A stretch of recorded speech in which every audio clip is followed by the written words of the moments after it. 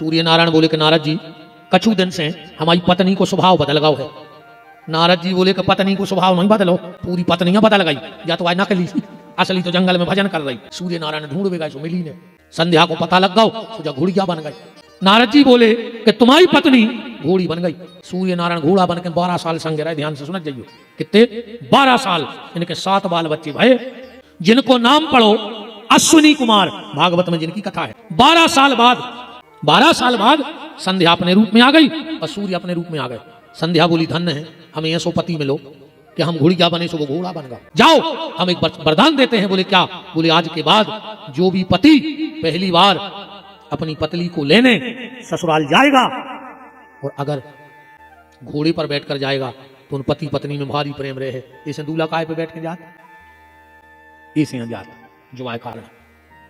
तो सूर्य ने कहा संध्या अगर तुम ये वरदान दे रही हो तो एक वरदान हम भी देते हैं। बोले क्या?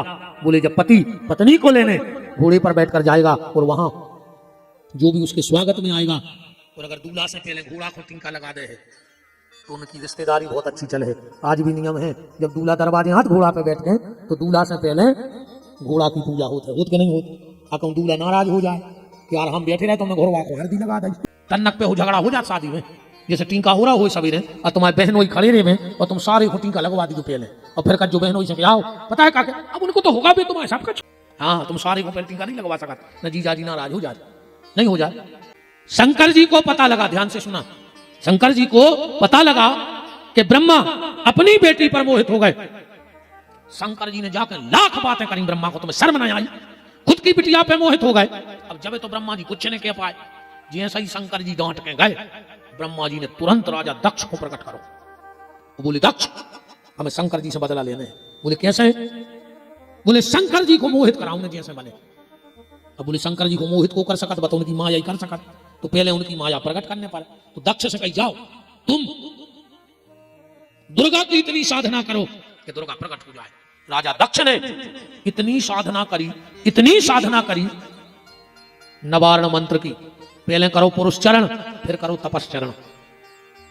अब एक बात और ध्यान से सुन लियो, अपन और घर में जब कराऊ थे मृत्युंजय को पाठ या दुर्गा को पाठ, जब तक उसकी क्रिया पूरी नहीं होगी तब तक तुम्हें उसका फल नहीं मिलेगा। ठीक? मंत्र का एक होता है पुरुष चरण और एक होता है तपस्चरण। पुरुष चरण और तपस्चरण क्या है? मंत्र में जितने शब्द हों उतने लाख जाप कर ली तो वो कहा उठे पुरुष चरण। ठीक? मंत्र में जितने शब्द हों उतने लाख को जाप कर ले तो वो पुरुष चरण, और उतई बार लाख जाप कर ले तो वो हो जाता है तपस्चरण।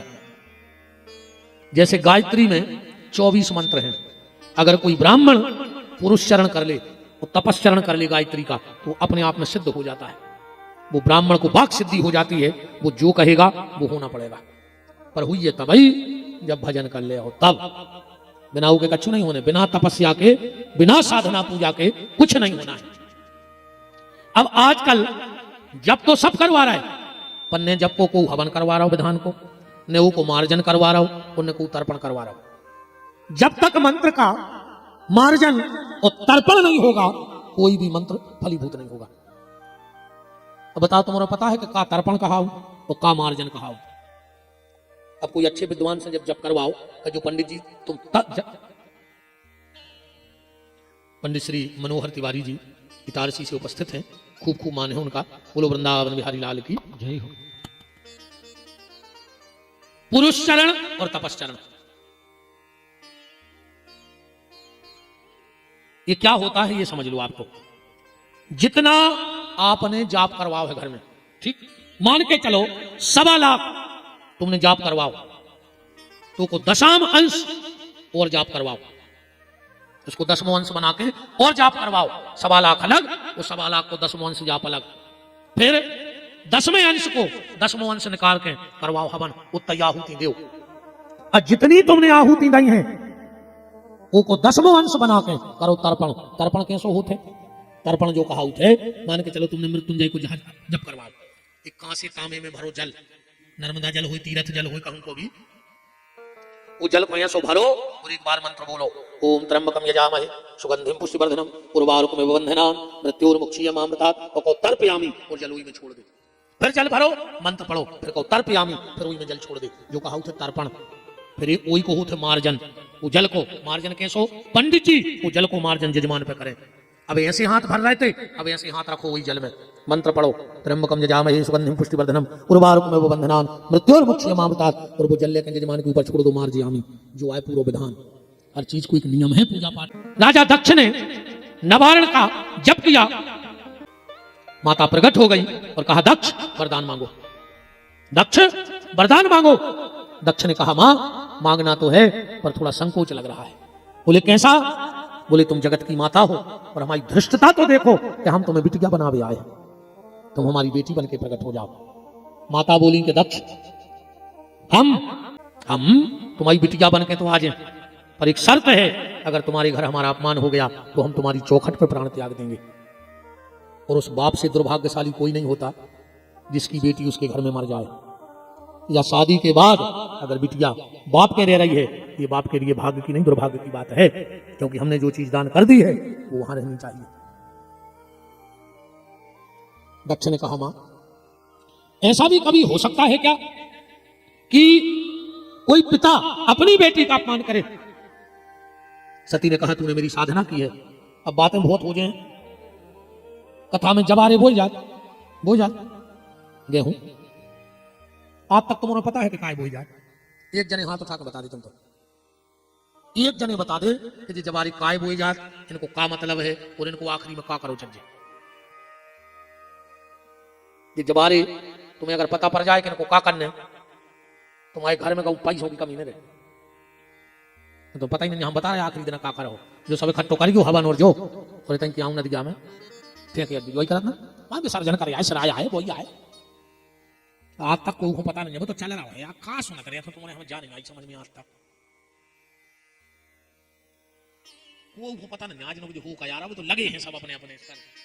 जवारे क्यों बोए जाते हैं, क्या कारण है, पहली बार कहां बोए गए, किसके लिए बोए गए और इनको क्या करो चाहिए आखिरी में, एक एक चीज को पता रखो भैया। अगर जो सब कर रहे हो तो कलश यात्रा के झंडा इनको का करो आखिरी में विसर्जन, बताओ जोर से बताओ, इतनी लगी रहने दो नहीं, इतने की झंडों को का करो, इतनी लगी रहे रख ले। तो जो सबसे बड़ी गलती करा था तुम्हारे, जितने जने बैठे हो जितने जने कथा कराओ कब जब बात तो हमसे सुनाई ले। इस कदर को प्राश्चित भोगने पड़ा था जजमान को कि पूरे गांव के देवी देवताओं पे नाराज हो जाते, पूरे संकट पटका तो वही पे। फिर कलश यात्रा में अपन झंडा लेके जाते हैं, ठीक सुना जाइए ध्यान से।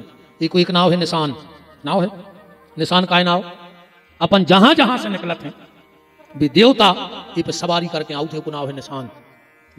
ऐसे 2-3 प्रकार के लाल झंडा, नील पीलो झंडा, सफेद झंडा, जहां जहां से हम निकल रहे हैं वे देवता ये निशान पे बैठ के तुम्हारे पंडाल में आए कथा सुन दे। तुम कलश यात्रा को मतलब हो तो अपन गांव भर के देवता लोग आ गए थे कि चलो हम उन्हें कथा करा रहे, तो तुम्हें अपने अपने निशान पे बैठ के आइयो। अब 9 दिन उनकी पूजा भाई, पंडित जी ने हवन करवाओ, हवन हो रहा हो, अब रोज हो रहा हो हवन हो रहा हो, अपन उन देवताओं को खा भी दे रहे। 10वें दिन के बाद अब तुम सब अपने अपने काम में लगे रहो और देवता झंडा पे भूखे बैठे, बैठे कि नहीं बैठे।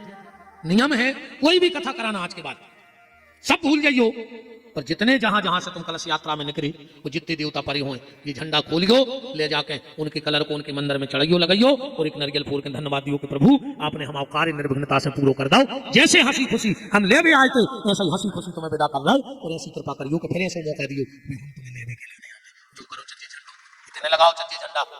आयोजन सेवा जो भी आयोजक होते हैं उनके गांव के देवताओं को और एक आज कथा कराने के बाद आदमी पाई सकते पता ही नहीं जाता होगा यार। बताओ तुम उन्होंने करो कब इतनी कथाएं कराएं, कई पिता करवे गए देवताओं की जैसे ले भी गए थे, अकेले ले तो आए और अब तुम्हारे घर पे भी भूखे टंगे हैं, और जब देवता तुम्हारे घर भूखे टंगे हैं तो तुम तो भूखे मारो वही फिर घरे।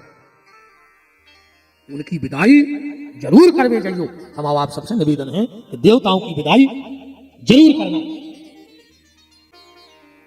जो या वो डोरी बहू वालो है, डोरी बहू तो झंडा की तो हमने तुम्हें बता दी, अब जवारी की तुमने ढूंढत रखियो। अरे बोल कछु तुमने तो सोई ढूंढियो का हमारी ठेका है सब कछु पूरा ठेका का हमारा हो जा बताओ। अच्छा नहीं नहीं हमारा ठेका है का हम सब बताएं, तुमने 20 साल से कथा करा रहे तुमने कहा सुनो बताओ। चलो हम बता रहे हैं, कल बता रहे हैं जवारों की, ठीक, कि जवार कब से बोए जा रहा है और इनको करो का जा करके देखिए आपकी जवारों को। हमें जिंदगी ने भूल हो गया, आओ तो कोनो महाराज हमारे गांव में